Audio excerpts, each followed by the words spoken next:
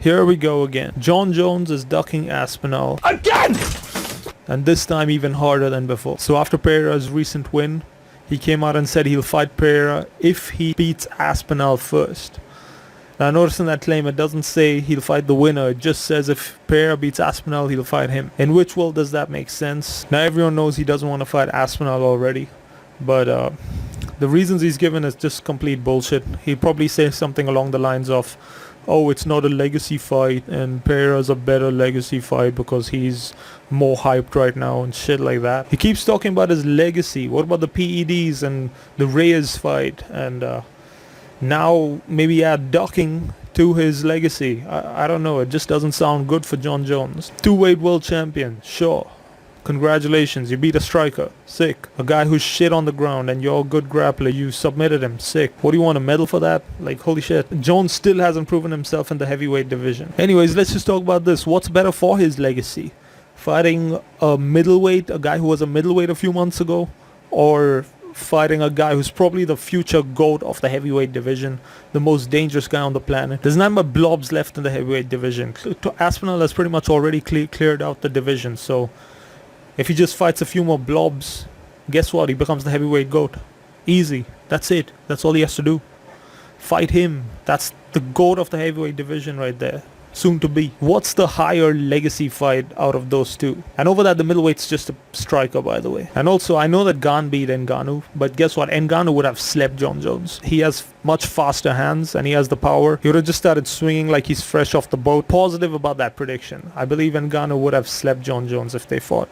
And I hope that fight still happens someday, man. And if Aspinall and Ngannou fought, Aspinall would have messed Ngannou up. So you can just imagine what Aspinall would do to Jon Jones. It's also disgusting how the commentators are pushing Pereira moving up to heavyweight all of a sudden to fight Jon Jones. Dude, the heavyweight division is busy. Jones has an interim champ in the division that he has to face. Stop eating his ass, dude. I don't know what. He definitely has dirt on the UFC. I have no doubt in my head. After seeing this shit, like, it can't be anything else. There's no other theory I can come up with. Dana's just constantly glazing him as well. Super defensive about Jon Jones, just like this preacher dude. No, I do not. And don't you ever say I did. And he's constantly like, oh, he's the pound for pound best in the world. While Jones is fighting, no one else can be pound for pound number one. The only people Jon Jones has beat in the last half decade, which is 5 years, is his wife, a pregnant lady, and a striker in the UFC. Sick. Pound for pound. Okay, I get it. I guess, based, I guess. I don't know. Maybe I'm not keeping up with the trends, but maybe we're lacking. Maybe the fans are lacking. You get what I'm saying? Maybe that is what you have to do to get GOAT status. You gotta be... It's the wife, then it's a pregnant lady, and someone who's stylistically good for you, I guess. Like, look, I get it. Y'all are saying it's smart of Jon Jones not to take a tough fight like Tom Aspinall at this stage of his career. And, stuff like that. Blah, blah, blah, blah, blah. Dog, that's called ducking. I'm sick of this shit, man. Just either give him Aspinall or demote him to below the top 5 or something. I don't know, man. He's good or whatever. He's up there in the GOAT list.